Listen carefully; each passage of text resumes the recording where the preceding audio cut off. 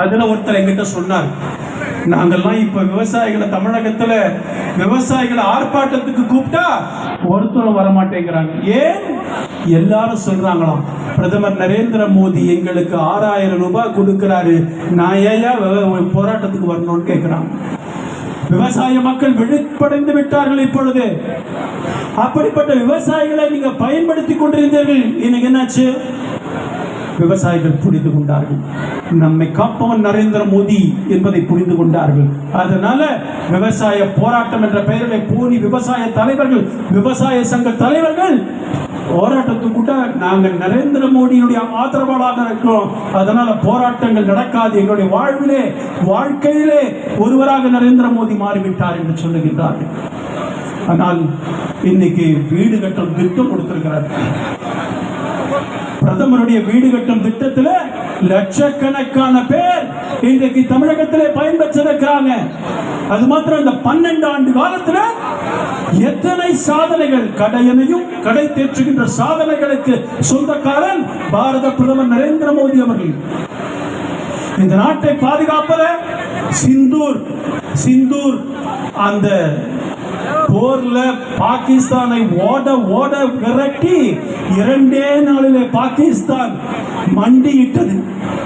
நான் கூட ஒரு முக்கியமான தலைவர்கிட்ட கேட்டேன், சிந்தூர்ல ஏன் பாகிஸ்தான் பயந்து விட்டான், அமெரிக்கா ஏன் பயந்து விட்டது கேட்கும் போது அந்த பெரிய தலைவர், அகில இந்திய தலைவர் சொன்னார், நாம் அனுப்பிய அந்த பிரம்மோஸ் ஏவுகணை ஒரு ஏர்பேஸ்ல போய் பாகிஸ்தானுடைய விமான தளத்துல போய் விழுந்த உடனே அது ஏதோ விமானத்தளம் ஏர்பேஸ் மாத்திரம் நினைத்தார்கள். ஆனால் அதுதான் அமெரிக்கா தன்னுடைய ஆயுதங்களை பதுக்கி வைக்கிற இடமாக இருந்திருக்கிறது. தன்னுடைய அணு ஆயுதங்களை பதுக்கி வைத்த இடமாக அது இருந்திருக்கிறது. அங்க குண்ட போட்டோம். நீங்கெல்லாம் கவனிச்சீங்களா இல்லையா தெரியல, பாகிஸ்தான்ல 3 நாள் தொடர்ந்து நில அதிர்வுகள் ஏற்பட்டது. ஏனென்று சொன்னால் அமெரிக்கா பதுக்கி வைத்திருந்த அத்தனை அணு ஆயுதங்களும் வெடிக்க ஆரம்பிச்சது. அதனாலதான் பயந்து போய் போரை நிறுத்துங்கள். ஆனால் பாரத பிரதமர் நரேந்திர மோடி அவர்கள் சொன்னார்கள், போர் சிந்தூர் ஆபரேஷன் இப்பொழுதுக்கு தற்காலிகமா சஸ்பெண்ட் பண்ணியிருக்கோம், இது தொடரும். எப்போது ஒரு நாள் உன்னுடைய ஆட்கள் இந்தியாவுக்கு எதிராக வாலாட்டினார்கள் என்று சொன்னால் மீண்டும் இந்த போர் தொடங்கும் என்று சொல்லியிருக்கிறார். நேற்றைக்கு முன்தினம் கூட ராணுவ விமானப்படையினுடைய தலைவர் சொல்லியிருக்கிறார், தயாராக இருங்கள், நமக்கு வேலை வரும் போல இருக்கிறது என்று சொல்லியிருக்கிறார். இந்த முறை பாகிஸ்தான் என்ற ஒரு நாடு உலக வரைபடத்திலே இருக்காது என்பது நிச்சயம். உலகினுடைய எத்தனையோ நாடுகள் போரிட்டுக் கொண்டிருக்கிறது. ரஷ்யாவும் உக்ரைனும் போர் நடத்தி கொண்டிருக்கிறது. இஸ்ரேல் பக்கத்து நாடுகளோடு போரிட்டுக் கொண்டிருக்கிறது. ஆனால் பல மாதங்களாக, பல ஆண்டுகளாக போரிட்டுக் கொண்டிருக்கிறது. ஆனால் நரேந்திர மோடி அவர்கள் 2 நாள்ல பாகிஸ்தானை பணிய வச்சுக்கிட்டார். உலகத்தில் எங்காவது அந்த மாதிரி போர் பார்த்திருக்கிறீங்களா? என் நாட்டு மக்களுடைய பாதுகாப்பு அதுதான் எனக்கு முக்கியம். எல்லையில காஷ்மீர்ல இருந்து குஜராத், ராஜஸ்தான் இந்த எல்லைகள்ல ஒரே ஒரு குண்டு கூட இந்திய மண்ணில் விழல. எங்களுடைய தலைவர் நரேந்திர மோடி அவர்கள் இந்த நாட்டை விழிப்போடு இருந்து பார்த்துக் கொண்டிருக்கிறார், காப்பாற்றிக் கொண்டிருக்கிறார். இது போன்ற உலக தலைவர்கள் பார்க்க முடியுமா? நம்ம யோசித்து பாருங்கள் பெரியவர்களே, எத்தனை திட்டங்கள் இன்றைக்கு இந்த நாடு அமைதியாக இருந்து கொண்டிருக்கிறது. 11 ஆண்டு காலம் ஆட்சி பொறுப்பில் இருக்கிறார்களே, எங்காவது ஒரு குண்டு வெடிப்பு, மக்கள் மத்தியில குண்டு வெடிப்பு இருந்தது, மக்கள் இத்தனை பேர் இறந்துட்டாங்கன்னு சொல்ல முடியுமா? ஆனால் திராவிட முன்னேற்ற கழக ஆட்சியில கள்ளக்குறிச்சியில எவ்வளவு பேர் இறந்துட்டாங்க. கள்ளச்சாராயம் தமிழகத்திலே கள்ளச்சாராயம் பெருக்கெடுத்து ஓடிக்கொண்டிருக்கிறது. இதற்காக மீண்டும் உங்களுக்கு ஆட்சி அதிகாரத்தில் வர வேண்டும், மக்கள் வாக்களிக்க வேண்டும் என்று கேட்கிறீர்கள். எந்த இடத்திலும், எந்த கல்லூரியிலும், பள்ளிக்கூடங்களிலே கஞ்சா விற்பனை நடந்து கொண்டிருக்கிறது. நான் ஒரு வக்கீல், ஒரு நாள் நீதிமன்றத்தில் இருந்து கொண்டிருக்கிறேன்.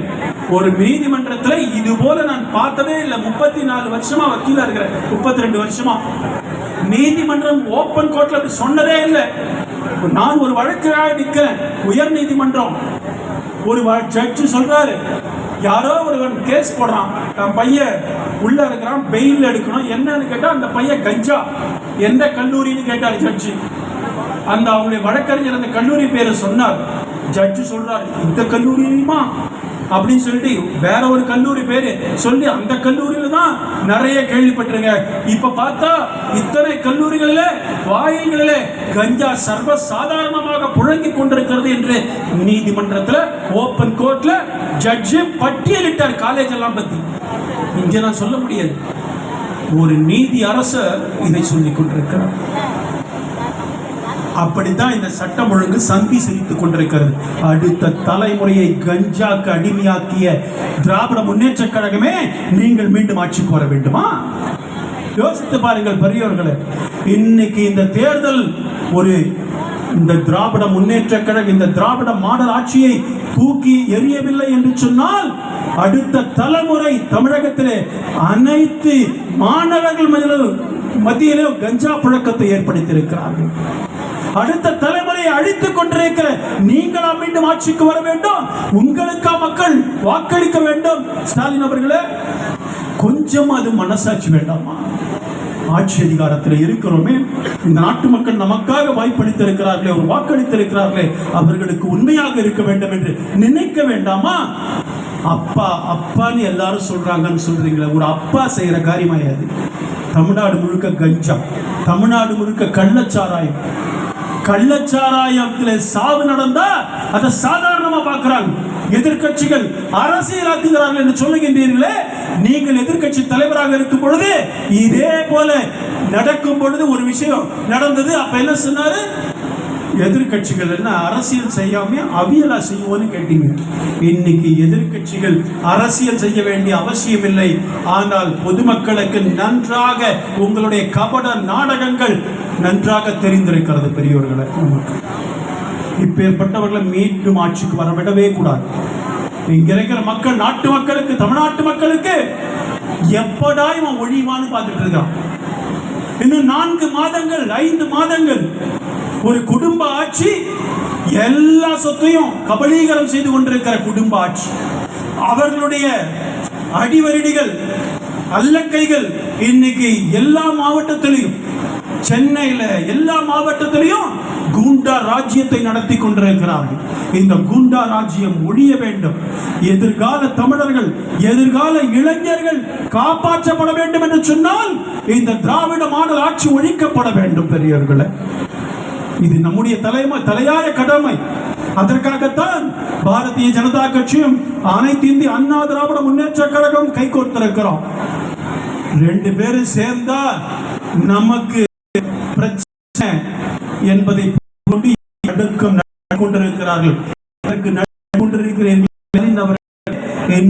மாதங்கள் பல கட்சிகள் இந்த ஜனநாயக கூட்டணியோடு சேரும்.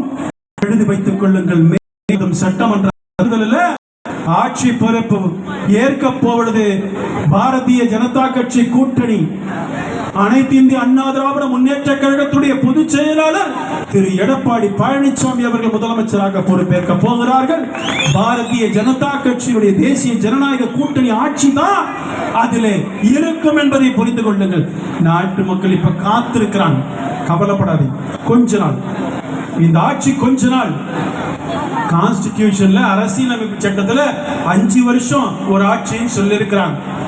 அதனால இந்த 5 வருடத்தை கரைத்து விடுவார்கள். இத்தனை நாள் 4 ஆண்டு காலம் இந்த ஆட்சியினுடைய அலங்கோலங்களை பொறுத்து விட்டோம். எங்களுடைய மாநில தலைவர் அவர்கள் சொன்னது போல கவுண்ட் டவுன் ஸ்டார்டட். எண்ணிக்கொள்ளுங்கள், இன்னும் சில 150 நாட்கள் மாத்திரமே இருக்கிறது. ஒவ்வொரு நாளும் இந்த விடியா ஆட்சியை வீட்டுக்கு அனுப்புவதற்கு மக்கள் தயாராக இருக்கின்றார்கள். இந்த விடியா ஆட்சியினுடைய முடிவுரை எழுதப்பட்டிருக்கிறது. பெரியவர்களே, வெக்கமே இல்லாம இந்த அமைச்சர்கள், வெக்கமே இல்லாம முதலமைச்சர் நாங்கள் சாதித்து விட்டோம்னு பேசுறாங்க. எல்லா இடத்திலையும் பணத்தை அனுப்பிவிட்டதாக செய்திகள் வருகிறது. நீங்க பணத்தை வச்சா, பணத்தை கொடுத்தா மக்கள் உங்களுக்கு வாக்களித்து விடுவார்கள் என்று நம்புகிறீர்களா? ஒரு காலம் அல்ல, ஒரு காலமும் இல்ல. உங்களால் குடும்பங்கள் நிர்கதியில இருக்கிறது. பெண்கள் கணவனை இழக்கிறார்கள். இப்போ கரூர்ல நடந்த சம்பவம், கரூர்ல 41 பேர் இறந்துட்டாங்க. சிபிஐ கேஸ் வேணும்னு சொல்றாங்க. கொடுத்தா என்ன பயம்? மடியில என்ன கனம்? நான் கேட்கின்றேன். ஆமா, சிபிஐ தானே வேணும், இருக்கட்டும். எத்தனை கேஸ் நீங்க கொடுத்தீங்க? எதிர்கட்சியா இருக்கும் பொழுது சிபிஐ என்கொயரி வேணும்னு கேட்டீங்கல்ல. இப்ப உச்சநீதிமன்றம் சிபிஐக்கு இந்த வழக்கை மாற்றிவிட்ட பிறகு இவர்கள் நடுங்கி கொண்டிருக்கிறார்கள். ஏன்? அந்த இடத்துல என்ன நடந்திருக்கும்? ஏன்னா அதை இயக்குனதே, அந்த நாடகங்களை இயக்குனதே திராவிட முன்னேற்ற கழகம். நானும் 2 நாளைக்கு அப்புறம் கரூருக்கு போய் இடத்தை பார்க்கறதுக்காக போயிருந்தேன். நிச்சயமா சொல்றேன், இதோட கொஞ்சம் பெருசா இருக்கும். அவ்வளவுதான். அந்த இடத்தை கொடுத்திருக்கவே கூடாது. தாவேக்கா வேற இடத்தை கேட்டிருக்கிறாங்க, இந்த இடம் தாங்கிறாங்க. காட்டினார்கள். நாங்கள் மருத்துவமனையில மக்களை பார்த்தோம். மருத்துவமனையில சொல்றாங்க கீறல், கத்தினால் கீறப்பட்டிருக்கிறார்கள். கத்தியில கீறிட்டாங்க, செருப்புல அடிச்சாங்கன்னா சொல்றாங்க. அந்த இடத்துல அந்த கூட்டம் ஒழுங்கா நடக்க கூடாதுன்னு சதி நடந்திருக்கிறது. பெரியவர்களே, அங்கே போய் பார்த்து வந்தவங்களுக்கு தெரியும், அந்த மக்களை கேட்டவர்களுக்கு தெரியும். அங்க போன உடனே எல்லாரும் சொன்னாங்க இந்த சம்பவம் இவர் செய்திருக்க வாய்ப்பு இருக்கிறது, இவர் செய்திருக்க வாய்ப்பு இருக்கிறது என்று ஒத்த விடாம சொன்ன. ஒருத்தர் கூட அவர் அப்படி இல்லைங்கன்னு சொல்லவே. இவங்க சும்மா சொல்றாங்க அப்படின்னு ஒருத்தர் கூட சொல்லுங்க. எல்லாருமே இவர் அதை செய்யக்கூடியவர் என்றுதான் எல்லாரும் சொன்னாங்க. இப்படிப்பட்டவர்கள் தமிழகத்தினுடைய ஆட்சி பொறுப்பில் இருந்திருக்கிறார்கள். பெரியவர்கள், எப்படியாவது ஆட்சிக்கு வர வேண்டும். எந்த குற்றச்சாட்டு இருந்தாலும் வர வேண்டும். நீதிமன்றம் ஒன்று இருக்கிறதுனால தான், உச்ச நீதிமன்றம் ஒன்று இருப்பதால் தான் இந்த அயோக்கியர்கள் அமைச்சர்களாக இல்லாமல் இருக்கிறார்கள். உச்ச நீதிமன்றம் இல்லைன்னு சொன்னா இன்னைக்கு எத்தனை சந்தேகங்கள். ஜனநாயகத்தில் எதிர்கட்சி ஒன்று இருக்கதான் செய்யும். நீ நினைச்ச இடத்துல நீ பொதுக்கூட்டம் போட்டு, நீ நினைச்ச நேரத்தில் நீ பேசிப்ப. ஆனால் எதிர்கட்சியை சார்ந்தவர்கள் ஆர்ப்பாட்டம் செய்ய, போராட்டம் செய்யக்கூடாது, பொதுக்கூட்டம் நடத்தக்கூடாது. எத்தனை பிரச்சனைகள். இங்க கூட எங்களுக்கு அவ்வளவு சீக்கிரம் பர்மிஷன் கொடுக்கல. என்ன நினைத்துக் கொண்டிருக்கிறீர்கள்? ஒரு புரோகிராம் நடக்குது, இப்ப மாநில தலைவர் வர, காவல்துறை எங்காவது பார்க்க முடியுதா? இங்க மருந்துக்கு 2 பேரை போட்டுட்டு காவல்துறை இல்ல, பாதுகாப்பு கொடுக்க வேண்டாமா? அப்போ திமுக பொதுக்கூட்டமும் தெருமுனை கூட்டம் நடத்தினா எங்க வேணா நடத்திக்கலாம். ஆனா பாரதிய ஜனதா கட்சிக்கு அந்த ஜனநாயக கடமையை ஆற்றுவதற்கு உரிமை இல்லையா? ஜனநாயகத்துடைய படுபாதகர்கள் இவர்கள் மீண்டும் ஆட்சிக்கே வரக்கூடாது. பெரியவர்களே, இந்த தமிழ்நாட்டை காப்பாற்றணும்னு நாமெல்லாம் வாக்காளர்கள் நினைப்போம் என்று சொன்னால், தமிழ்நாடு இந்த சதிகாரர்களிலிருந்து மீட்கப்பட வேண்டும் என்று சொன்னால் அனைவரும் வாக்களிக்கணும் என்பது மாத்திரமல்ல, இந்த நாட்டை, தமிழ்நாட்டை, இந்த மாநிலத்தை காப்பாற்றுவதற்கு தேசிய ஜனநாயக கூட்டணிக்கு வாய்ப்பளிக்க வேண்டும். நீங்க ஒவ்வொரு ஊர்லயும் எடுத்து பாருங்க, திமுக காரம் பண்ற அராஜகத்தை. எங்க போனாலும் எல்லா இடத்திலையும் இவருடைய அராஜகத்தை பார்க்க முடியும். நம்ம பார்க்கிறோமே, எல்லா இடத்துலையும் தான் திமிரு. ஆட்சியில் இருக்கிற அந்த மமதையினால் திமிரால் இருக்கிறார்கள். ஆட்சி போனாதான் தெரியும் இவங்க எல்லாம் என்ன போறாங்க. இன்னைக்கு அதிகாரிகளை ஒழுங்கா வழி நடத்துவதில்லை. முதலமைச்சர் டிராமா செய்து கொண்டிருக்கிறார். அங்கங்க நடைபயிற்சி செய்யும் பொழுது ஒரு டிராமா. ஃபாரின்ல போறேன், நல்ல திட்டங்களை கொண்டு வரேன்னு பேசினீங்களே, எவ்வளவு கோடி இங்க வந்திருக்கிற தமிழ்நாட்டில் முதலீடுகள் எப்படி இருக்கிறது? நான் கேட்கிறேன். முதலீடுகளே இல்லாம வெறுமை ஊரை சுற்றி விட்டு வந்து கொண்டிருக்கிறீர்கள் அமைச்சர்களும் முதலமைச்சரும். தமிழ்நாட்டில் முதலீடுகள் இல்லை, வேலை வாய்ப்பு மிகப்பெரிய கேள்விக்குரியதாக இருக்கிறது. நீங்க என்ன சொன்னீங்க உங்களுடைய மேனிபெஸ்டோல, தேர்தல் அறிக்கையில? ஆண்டுக்கு 10 லட்சம் பேருக்கு வேலை கொடுப்பேன்னு சொன்னீங்க, கொடுத்திருக்கிறீர்களா? உங்களால் ஒரு வெள்ளை அறிக்கை தயாரிக்க கொடுக்க முடியுமா, வெளியிட முடியுமா? என்னுடைய ஆட்சியில் இந்த 4 ஆண்டு காலத்தில் இவ்வளவு வேலை வாய்ப்பை உருவாக்கி இருக்கிறோம் சொல்ல முடியுமா? ஆனா நரேந்திர மோடி அரசாங்கம் இப்பொழுது மிகப்பெரிய புரட்சியை செய்திருக்கிறது. கடந்த மாதம் ஜிஎஸ்டியில் 4 அடுக்காக இருந்த வரி விகிதத்தை 2 அடுக்காக மாற்றி மிகப்பெரிய புரட்சியை செய்து நாட்டு மக்களுக்கு தீபாவளி பரிசை வழங்கி இருக்கிறார் பாரத பிரதமர் நரேந்திர மோடி அவர்கள். இன்னைக்கு எல்லா பொருளுடைய விலைவாசியும் குறைஞ்சிருக்கு. இந்த ஆட்சி வரணும்னு மக்கள் நினைப்பாங்களா? உங்களுடைய கொலைகார ஆட்சி வர வேண்டும் என்று நினைப்பார்களா? அத்தனை பெண்களுடைய வாழ்க்கையும் நடு ரோட்ல நிக்க வச்சு நிர்கதியாக்கி இருக்கிறீர்களே, மனசாட்சி உறுத்தாதா முதலமைச்சர் ஸ்டாலின் அவர்களே, உதயநிதி ஸ்டாலின் அவர்களே? நீங்க எவ்வளவு வாக்குறுதிகளை கொடுத்தீங்க? மருத்துவ கல்லூரியை பத்தி பேசினீங்களே, தமிழ்நாட்டிற்காக 12 மருத்துவ கல்லூரிகளை கொடுத்தது நரேந்திர மோடி அவர்கள். திமுக ஆட்சியில் என்ன வந்தது? தமிழர்களுக்காக இந்த ஆட்சி செய்த நல்ல விஷயங்கள் என்னென்னு சொல்ல முடியுமா, பட்டியலிட முடியுமா? பெரியவர்களே, மத்தியில் நரேந்திர மோடி அவர்களுடைய ஆட்சி விவசாயிகளுக்காக இருக்கட்டும், நெசவாளர்களுக்காக இருக்கட்டும், பட்டியலின சமுதாயத்தை சார்ந்தவர்களாக இருக்கட்டும், சைட்ல நிக்கிறவங்க எல்லாம் முன்னாடி வாங்க. மாவட்டத்துடைய நிர்வாகிகள் இதை கொஞ்சம்